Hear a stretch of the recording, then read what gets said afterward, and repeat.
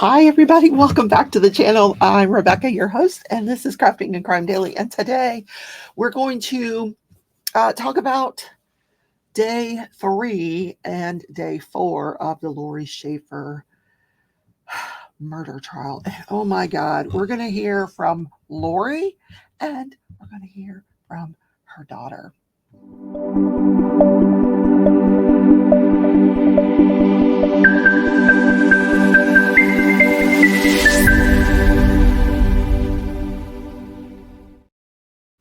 Hi, everyone. Welcome back to the channel. So glad to have you. It's Friday. I used to do this thing called the Friday dance. Yeah, because I would get paid on Fridays. That's not true anymore. I get paid on Wednesdays now. I don't dance on Wednesday. Why? I don't know. I guess I could dance on Wednesday. Anyway, welcome back for what's going to be the last of the testimony in this Laurie Schaefer murder trial. Tomorrow I'm going to cover the closing statements, closing arguments, which are happening as I'm speaking to you now. After that, right now it's about 2 p.m. my time, 3 p.m. Eastern. So the jury's going to have this thing late on Friday. Now, whether they're going to stay and deliberate on a Friday evening, I don't know. Whether they're going to come back on Monday, I'm not sure what the judge has planned, but I will cover those closing arguments for you tomorrow. And then I'll let you know what the plan is for the deliberations. I don't anticipate a verdict today. So Laurie Schaefer is accused of murder. I listened to the judge's instructions to the jury before the closing statements because I wasn't positive about the charges. I'm like, maybe she's not charged with murder because how are they proving this murder? I knew she had a charge of accessory after the fact, which that I could see. The guy's buried in your backyard. Who killed him? Did you help kill him? Did you help bury him? I think there's more of a case for that than there is, did you pull the trigger? No. Especially after you hear what I'm going to show you today with the testimony, my word, what a tangled web we weave here. So, just a few witnesses that I went back and I wanted to listen to real quick. There was a guy named Robert Sia. He owned an equestrian facility that was he rented part of their property. They had a very large piece of property. He rented part of their property, and it was like to the rear of their property. And they had their own adjacent property where he ran this equestrian farm, so to speak, horse farm. So, but not until 2016. He actually, Laurie called him up one day in 2016 and said, "Hey, I got this firearm. Are you interested in buying it?" He's like, "Yeah." So he bought the pink and black gun. It was a pink 38 special. So, and then, yeah, that was it. That was his testimony. Then there was another guy. I didn't catch his name. He was in a shop where Laurie was trying to sell some other weapons to this shop owner, and he approached them and he said, "Well, if you're not going to buy them, I'd like to buy them." And he ends up buying like this whole cache of weapons, including an AR-15.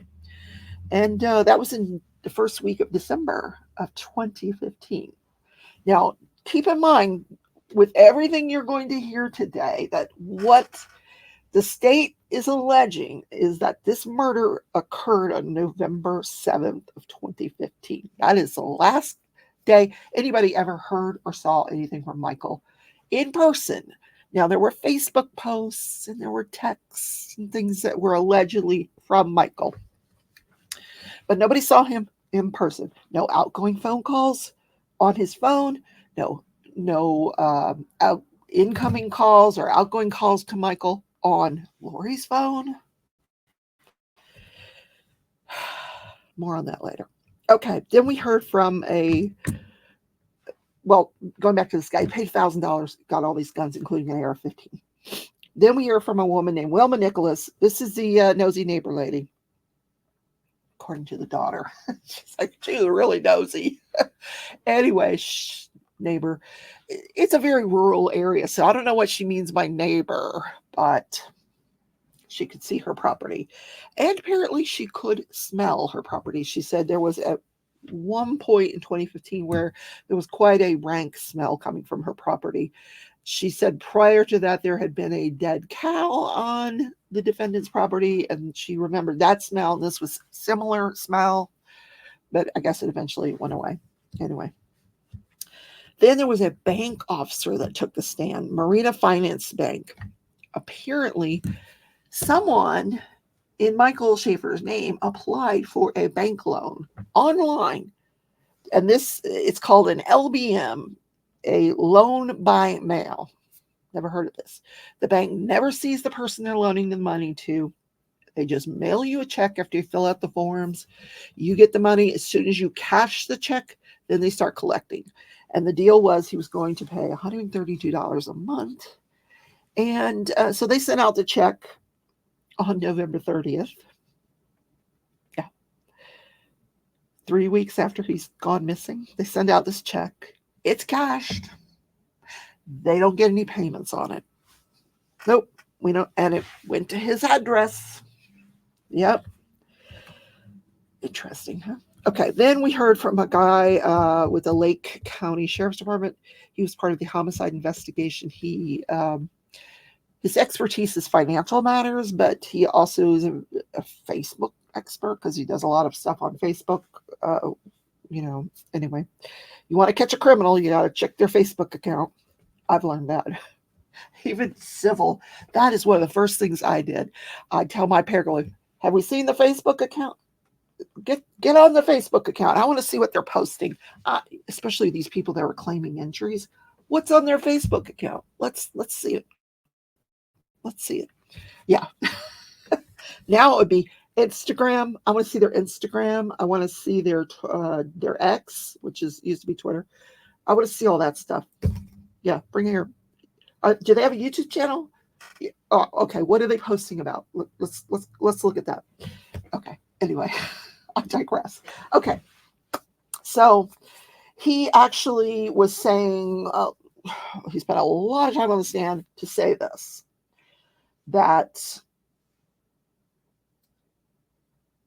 the texts that were outgoing and the Facebook postings that were on Michael's Facebook account and the text, they're all coming from the same IP address as Laurie's Facebook and Laurie's phone, all from this home, that IP address. And if you're confused by that, your IP address is your router. We only have one router in my house. So whenever my sister and I post on our Facebooks and send out text messages, it's coming from one IP address. And that's what was happening in 2015, all the way through the end of the year on these counts, especially November 7th. The last outgoing message from on November 7th, on the last use of his cell phone, outgoing, was 5:48 p.m. on November 7th of 2015. Now, let's talk about the defendant's testimony. She testified on her own behalf. I'm going to talk about her first because she testified and her daughter testified. Now, by the time Mom testifies, the daughter had already testified, but I just want you to hear Mom's version of the events, because when you listen to the daughter's, her version of the events, you're going to see that they match up perfectly, except for one detail. When did this happen? When? Daughter doesn't remember, but when does Mom say it happened? We're going to get to that. Okay. So she takes the stand, and before she's even asked the question, she's got the tissues and, and she's crying. So she said they were from a very small town. Her graduating class had 14 people in it. The school was first grade to 12th grade. She started dating Michael Shaver in 10th grade. And she described herself as being an outcast at school. She said she was the youngest of 4 children. One of her siblings was mentally challenged. So she was always, with him at school trying to help him out. And because of that, she was sort of an outcast and socially awkward. Then she met up with Michael in 10th grade, and he was kind of an outcast too. And they kept each other company, and the rest is history. They fell in love and they got married, and they had 2 children, Adrian and Isabel. So after high school, they got married in 2006. Now, she graduated in 2001. So it's 5 years after she graduates that they get married. She goes to college. She majors in business administration. He gets his GED. He didn't even graduate. He gets his GED, but he wants to become a pilot. So he goes on to study, and he gets his GED, becomes a pilot. Now, according to her, through her parents' assistance, he becomes a pilot, an airline pilot. And so because he was working as an airline pilot, he was gone a lot. They originally met and married, and they were from this small town. It was up in New York, upper New York. And eventually they moved down to Florida, where he becomes interested in becoming a mechanic at Disney. So he does that. He enters this 4-year apprenticeship program, and he starts being a mechanic at Disney, but he's working the night shift, 7 p to 7 a.m. So he's not around a lot. She still says, oh, he'd be gone for weeks, months, and then all of a sudden he'd come back. Yeah. So you could tell through her testimony, she wanted to talk about the domestic violence that was occurring in this marriage, and she was not allowed to testify to this. Any prior bad acts, there was not allowed to be any mention of that. She mentioned that at one point she left him. Now, because he was an airline pilot, at the point that she left him, I don't remember what year it was, she had to be 12, 13. I think she said, well, maybe even earlier than that, she said she was pregnant with Isabel. Anyway, so and Isabel was 7 in 2015. So this had to be a few years after they were married. I don't know. Anyway, so she said they could just fly standby on the airline whenever they wanted for free. You just had to be available to get on the plane and go. So she gets her kids, packs up, leaves, goes back to New York. She leaves the kids one day with his sister, and she comes back home from whatever she was doing. She's in the shower, and when she gets out of the shower, she's greeted with a punch in the face. Now, of course, it was an objection and sidebar, and she's not allowed to talk about that. But she said they got back together. He drug them back to Florida. They go back to Florida to live. But this would happen frequently. She said she attempted to leave him 8 times because of this violence, but she wasn't allowed to talk about the violence. She had 3 different protective orders against him, 3 different ones. This was a very bad relationship, very bad. I didn't get a sense that it was both of them, except for this one witness who she says he was lying. When he said he was stepped in when they were arguing and they were both being aggressive. But I get the sense sometimes that maybe this was a mutual thing, and then I don't know. She's 5'2", 125 pounds at the time. He's 5'8", 169, 170 pounds. So anyway, in November of 2015, in 2014, he had an injunction against him. He goes to live at this airplane hangar. He has a girlfriend. They both start dating other people. And at one point, she dates this car salesman who he's also not interested in a long-term relationship. So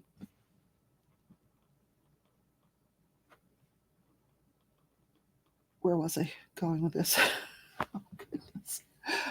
Hold on, let me write the time. 2:42, 42. Okay.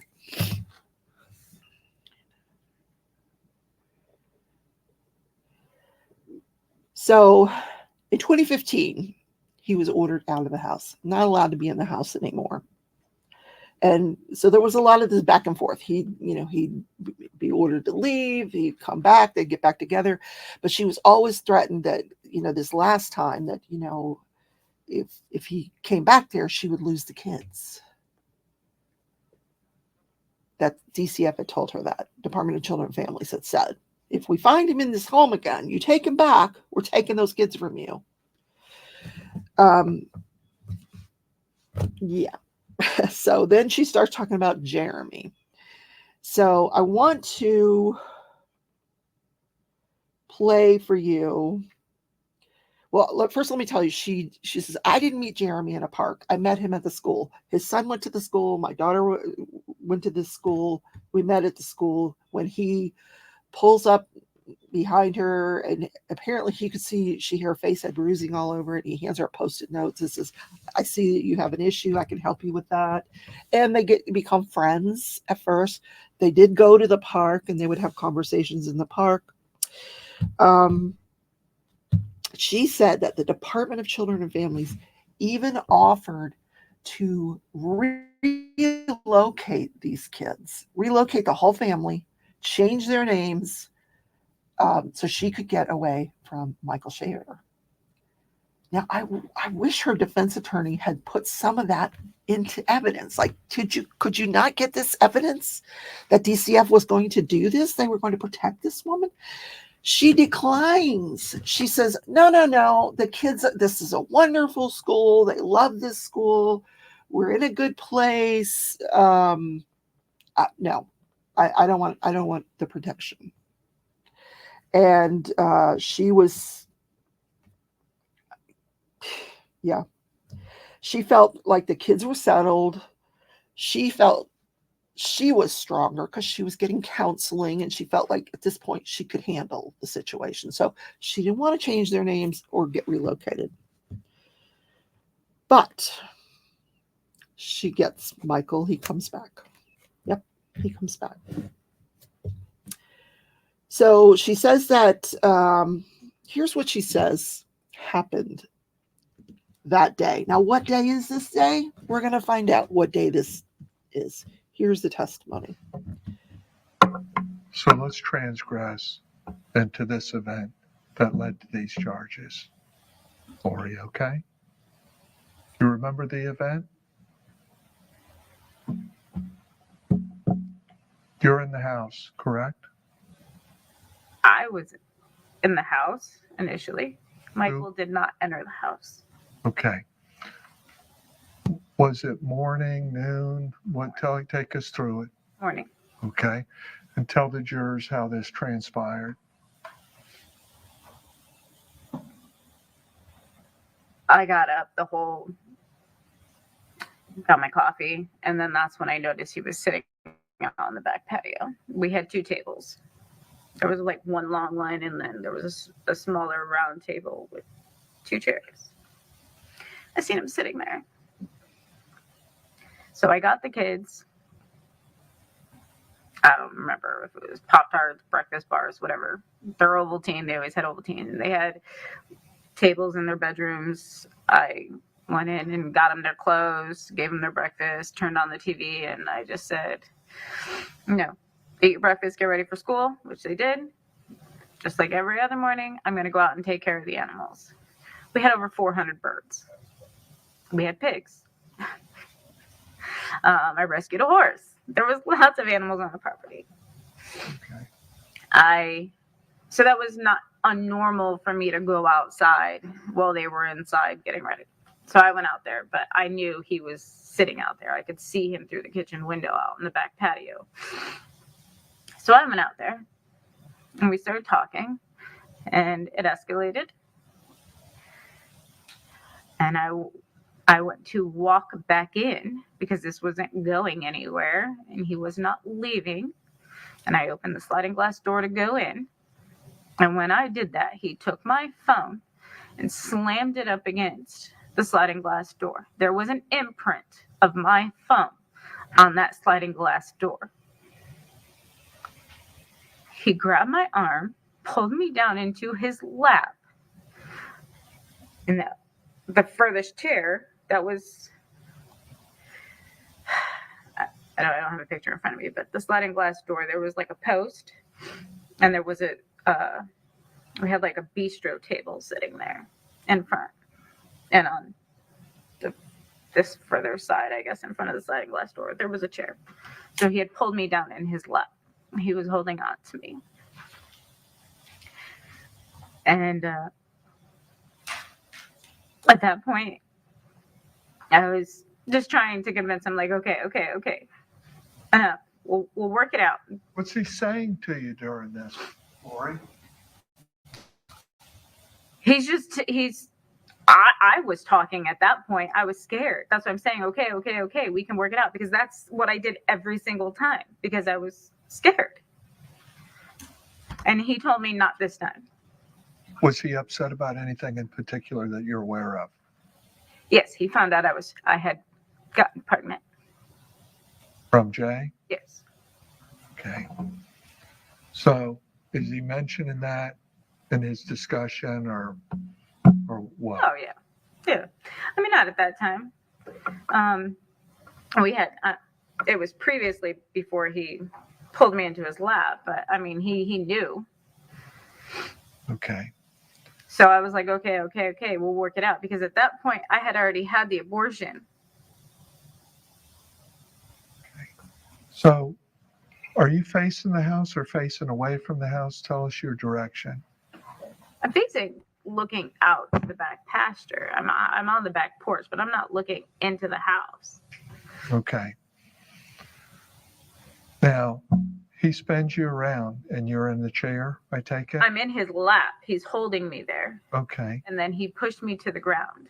Okay. As he pushes you to the ground, does he do anything?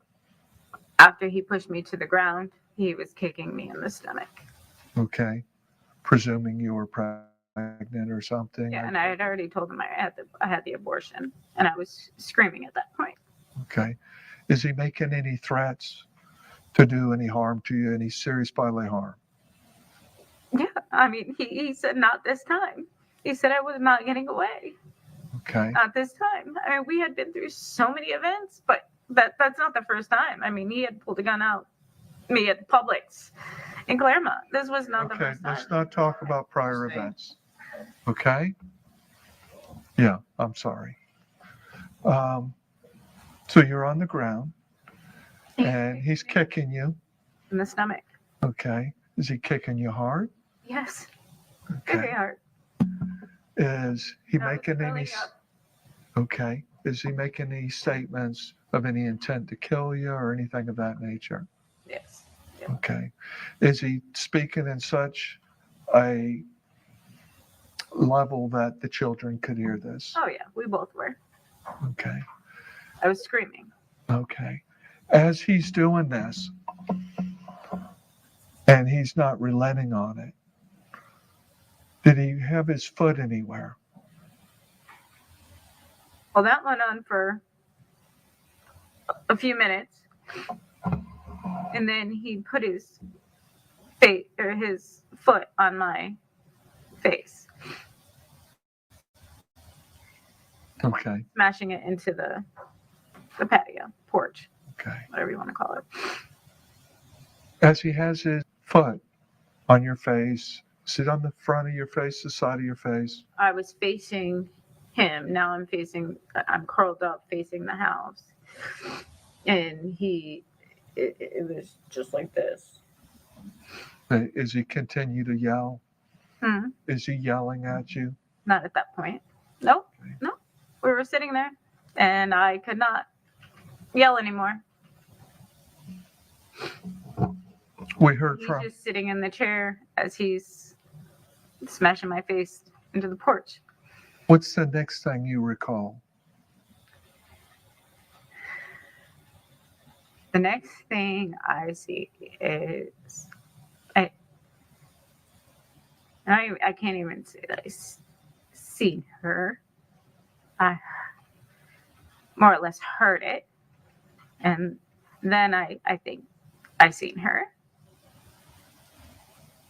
When you say her, who are you referring to? Isabel. Isabel? What's Isabel do? She had fired a gunshot. Okay. Now, when Isabel fires this gunshot, do you see where it lodged into Michael or what? I could not. Where are you after Isabel fires the gun? I'm still on the ground. And And Michael. the next thing you recall? The next thing I recall is seeing Jeremy, and hearing the gunshot at essentially the same time. Is there much time that goes by between Isabel shooting the gun and Jay taking over, or Jeremy? No, it felt like forever. I remember looking at her. Had you gotten off the ground? No, I had not. Michael was still sitting in the chair. And After Jay comes, you hear Jay discharge the firearm. And after Jay discharges the firearm, what do you hear next or observe next? well, at that point, I started crawling away, but Michael fell forward out of the chair. Fell forward on the chair. Out of the chair, Okay. Was that after Jeremy shot or after Isabel shot? Jeremy.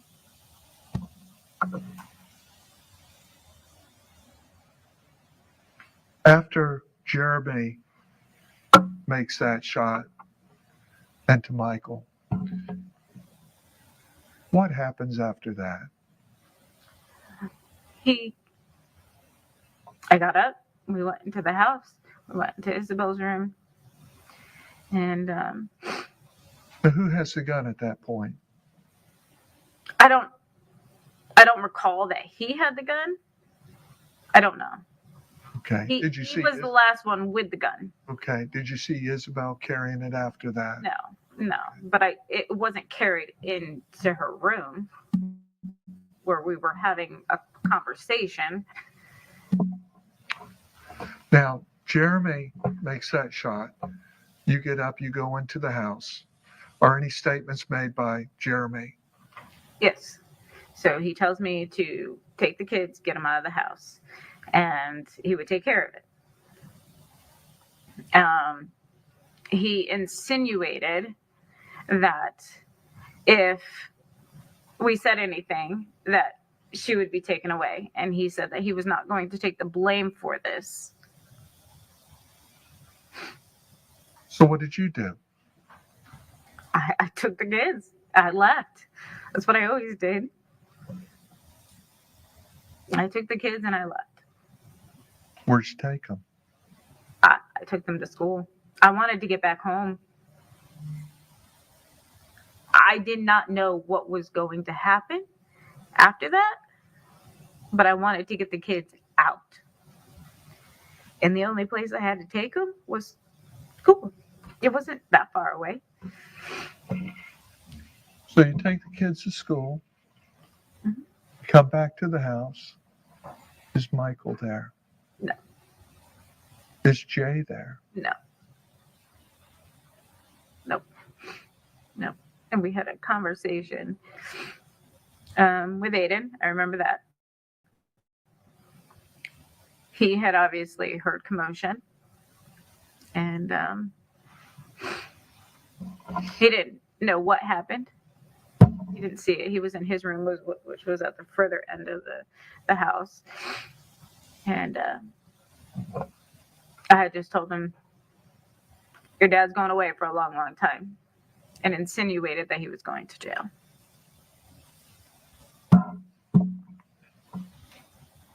Now, did you see any fresh dug holes on the property as you walked about it or moved about it beyond that point? No. When Jeremy When Jeremy said, "I'll take care of this," did you have any reason to believe that that body was on your property? No, never. There's no way he could have. I wasn't gone that long where he could have. Finding out the dimension? No. Mm-mm. He came. So she's telling. So this is what she says happened. So on when the prosecution comes to cross-examine her, they're like, maybe you said it and I missed it. When did all this happen? And she's like, May of 2016. May. Not November? No, it wasn't. No, you guys keep saying November. This all happened. He was murdered in May. What? Yeah. First part of May. No, or was it the first week of May? First week of May, 2016. Okay. What? Yeah. Anyway. And when all this happens, according to what you just heard, she said, Travis, or not Travis, she said, Jeremy, I don't want to be with you anymore. I want to be with you. Now, but Jeremy kept following them, showing up. Apparently, he would follow them into the grocery stores and stuff because he'd say, "You didn't tell anybody, did you? You didn't tell anybody, did you?" No, we didn't tell anybody. Okay, stop following us. To the Walmart, to the Target, to the Publix, he would just show up where they were, just so they could have a conversation to see whether she'd told anybody. The other thing she mentioned I thought was really interesting. I don't think it was during the clip that I just played for you. He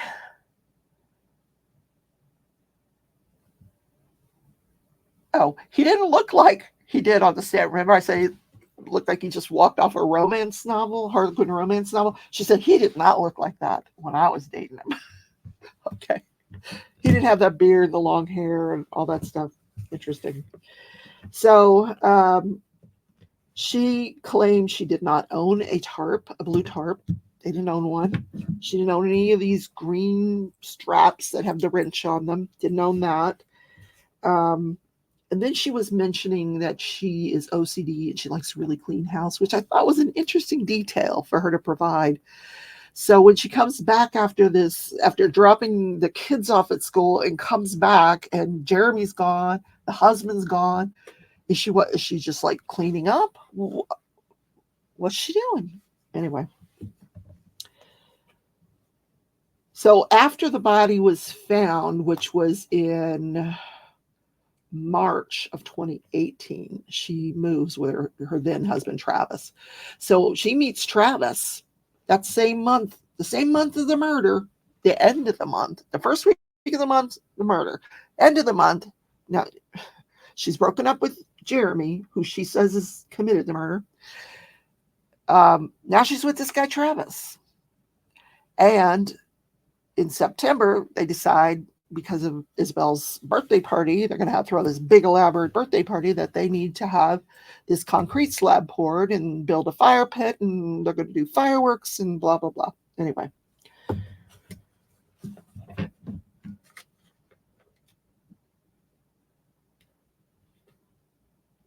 Now, here is the testimony of Isabel. Me and my brother were in separate rooms. We had pretty much been ready for school. I was eating my breakfast and I was watching TV. We had these like little plastic tables in our rooms. And I was watching TV and I heard arguing. Initially I thought it was the TV. And then I was like, no, that's not the TV. So my room, it was my room, and then it had a bathroom and then a spare room. And so they all connected to each other, like through the bathroom. It was almost like a little like pathway.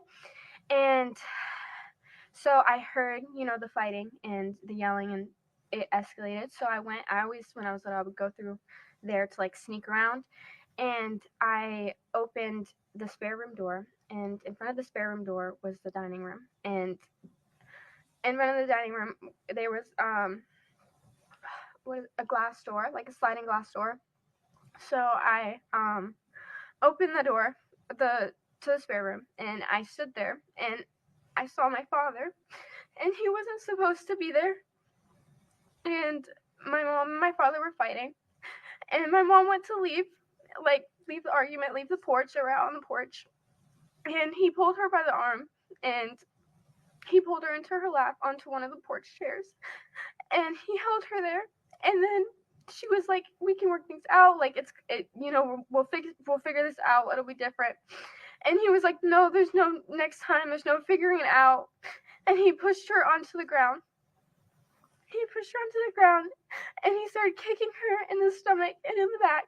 And then he took his other foot and he put it on the side of her face. And she was screaming, and he was like saying there's not going to be another time, and that he was going to kill her at this time.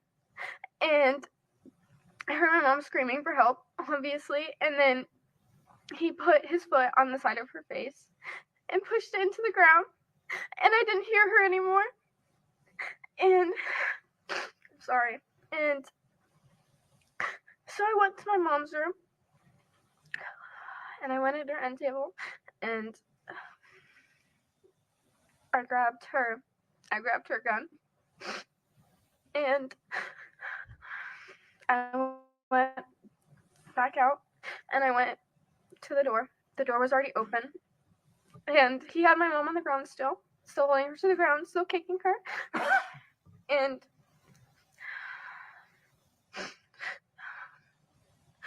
And I shot him, and nothing happened. He didn't fall. Nothing happened. And then Jeremy. Let me stop you a little bit, Isabel. Okay, you say nothing happened. Was he standing or sitting? He was sitting in the chair. He was sitting in the chair. Right. You shot him. You know exactly who you shot him, or I'm not exactly sure. okay. Did you shoot him from the rear region, or where do you think you shot him? I was aiming towards his head, Okay. but I'm not sure where the bullet went. Okay. And what happened after you fired the gun? He was just sitting there. I mean, he wasn't moving. Nothing happened. There was no blood. There was no nothing. And then, Let me stop you there. Okay. Let me interject here and there, if I may. okay. Did you feel when you fired that shot that had to be done, or he would have killed your mother? Yes. Firm on that? I'm firm on that. Was he using that type of force in your mind? Yes. It was necessary? Yes. Okay. What happened after you shot him? Or you believe you shot him? Afterwards, Jeremy came, and How long? it was right after it happened. Like, I hadn't even had a chance to walk away, move, nothing yet. And he came in, and he took the gun from me, and then he shot him again. And that's when he fell to the ground. And my mom had crawled away. He fell to the ground. Jeremy shot him. He told my mom to take us out of the house, take us to school, and that we needed to leave. We are not to tell anybody. We can't tell nobody. We can't call the cops. We can't say anything, or else he was going to do the same thing to me and my brother. And he was going to, hurt us too. So we went to school. Okay. So you leave the residence, you go to school. When you get to school, what happens? We get to school. Nothing really happened at school. I would say I was most definitely in shock. But at the same time, it was like, because those types of events happen often, I was very used to the violence and seeing things like that. And so I was still able to perform normally at school. And just kind of, not go about my day, be at school. What time did you get out? Here is what she says happened. So one of the things Isabel talked about, additionally, in addition to what you just heard, is that she is very close to her mother. She said, she is like my mom and my best friend. They do everything together. So how far is she willing to go to protect her mom? She's almost a 16-year-old now. Mom's charged with murder. Is she just sticking her neck out here? She has a lawyer. She has her own attorney. It's called an attorney ad litem, appointed by the court to protect her interests, advise her about what to talk about, what not to talk about. So I don't know if you recall what she said, but she said Jeremy told her and her brother not to say anything. And if they did, he would come after them. He would do the same thing to them. What? Okay.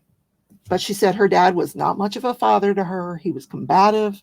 There was constant tension in the house.